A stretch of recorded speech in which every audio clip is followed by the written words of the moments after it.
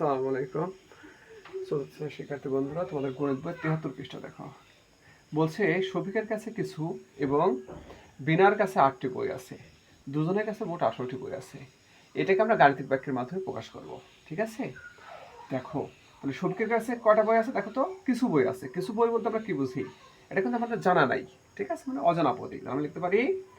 ধরি শফিকের কাছে বই আছে, বই আছে কি ফাঁকা ঘরটি।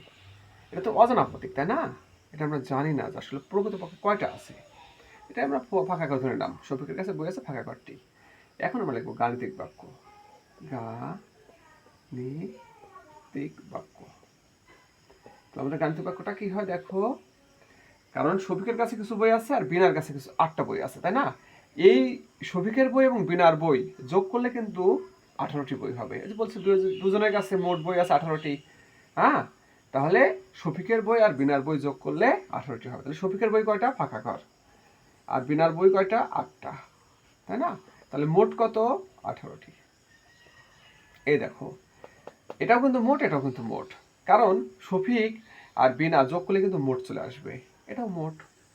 ঠিক আছে, এখন যদি তোমাকে প্রশ্ন বলে যে প্রকৃতপক্ষে শফিকের কাছে কয়টি বই ছিল, তাই না?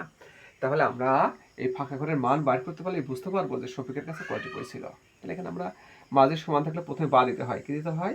বা। দেখো বা, ফাঁকা ঘর সমান কি হবে? 18 বিয়োগ 8। কারণ গণিতে স্থান মানে স্থান বিনিময়ের নিয়ম আছে। সেটা কি? যদি যোগ সমানের এই পাশে আসে, মানে যোগ যদি স্থান বিনিময় করে, যোগ তো ছিল বাম পাশে, তাই না? সে যাচ্ছে ডান পাশে। বাম পাশ থেকে যদি ডান পাশে যোগ সংখ্যা যায়, সেক্ষেত্রে সে কি হয়ে যায়? বিয়োগ হয়ে যায়। তাই দেখো 8 কিন্তু যোগ 8 ছিল, সে কিন্তু বিয়োগ 8 হয়েছে। কেন? স্থান বিনিময়ের কারণে। কি জন্য এটা হয়েছে? স্থান বিনিময়ের কারণে। আমরা লিখতে পারি অতএব, অতএব ফাঁকা ঘর সমান কত? 10। ফাঁকা ঘর সমান কত? 10। তাহলে আমরা বলতে পারি যে শফিকের বই ছিল কয়টি? 10টি। শফিকের কয়টি বই ছিল?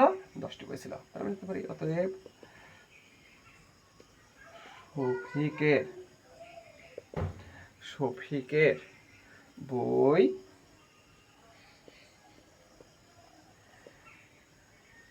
ছিল 10টি।